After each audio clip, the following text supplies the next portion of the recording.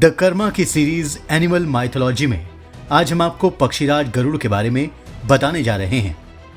जैसा कि आप सभी को पता है कि हिंदू धर्म में पशु पक्षी भी मोक्ष के अधिकारी माने गए हैं। ठीक वैसे ही गरुड़ ने भी खुद को मुक्ति दिलाई है। पक्षियों में गरुड़ को सबसे श्रेष्ठ माना गया है।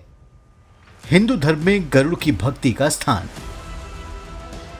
पक्षियों में गरुड़ को सबसे प्रचंड शक्ति, तीव्र गति के प्रतीक के साथ साथ युद्ध कौशल में भी बहुत निपुण माना गया है। पक्षीराज गरुड़ को भगवान विष्णु का वाहन माना जाता है।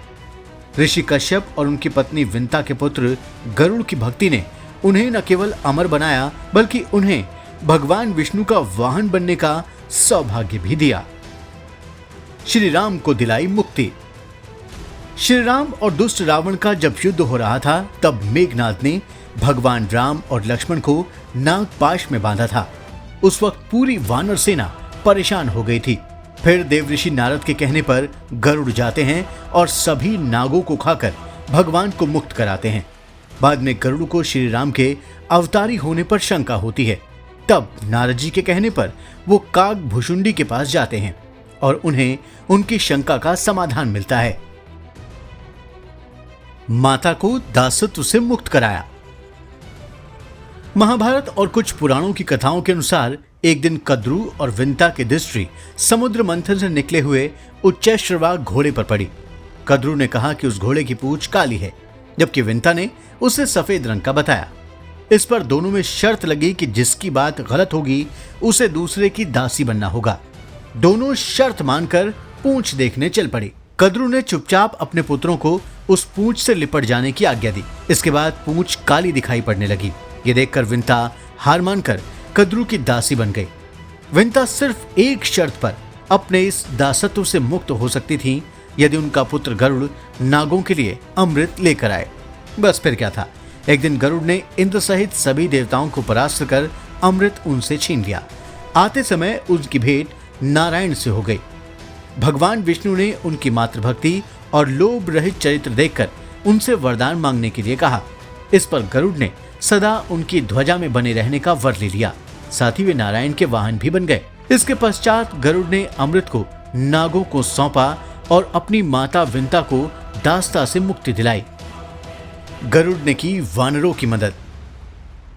श्री वाल्मीकि रामायण में संपाति अरुण नामक गरुड़ का पुत्र बताया गया है। संपाति जटायु का बड़ा भाई था। जब सभी वानर सीता जी की खोज में निकले थे तो सभी थक हार कर समुद्र के किनारे बैठ गए। उन्हें माता सीता का पता लगाना मुश्किल लग रहा था।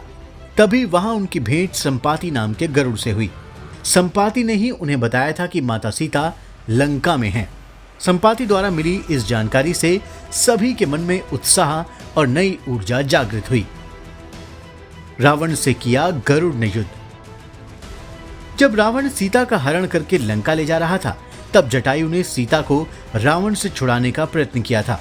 इससे क्रोधित होकर रावण ने उनके पंख काट दिए थे, जिससे वो भूमि पर जा गिरे।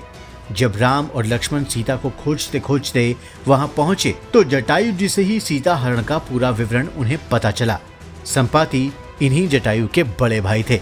जटायु तथा संपाति के पिता अरुण और चाचा गरुड़ थे।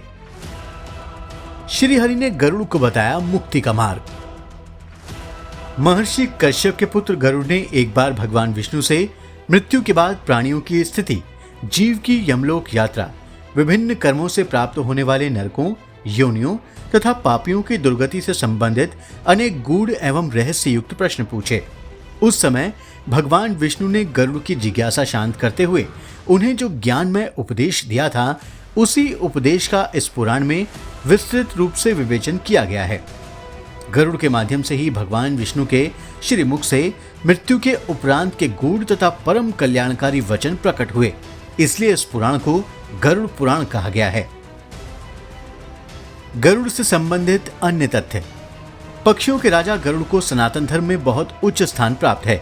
इस बात का पता हमें इससे ही चलता है कि हिंदू धर्म के दो सबसे बड़े ग्रंथ रामायण और महाभारत दोनों में उनका जिक्र मिलता है। अगर वर्तमान की बात करें तो गरुड़ भारत का धार्मिक और अमेरिका का राष्ट्रीय पक्षी है। गरुड़ इंडोनेशिया, थाईलैंड और मंगोलिया आदि में भी सांस्कृतिक प्रतीक के लिए लोकप्रिय है। इंडोनेशिया का राष्ट्रीय पक्षी गरुड़ ही है। इंडोनेशिया पहले एक हिंदू राष्ट्र ही था। थाईलैंड का शाही परिवार भी प्रतीक के रूप में गरुड़ का इस्तेमाल करता है। थाईलैंड के कई बौद्ध मंदिरों में गरुड़ की मूर्तियों के चित्र मिलते हैं।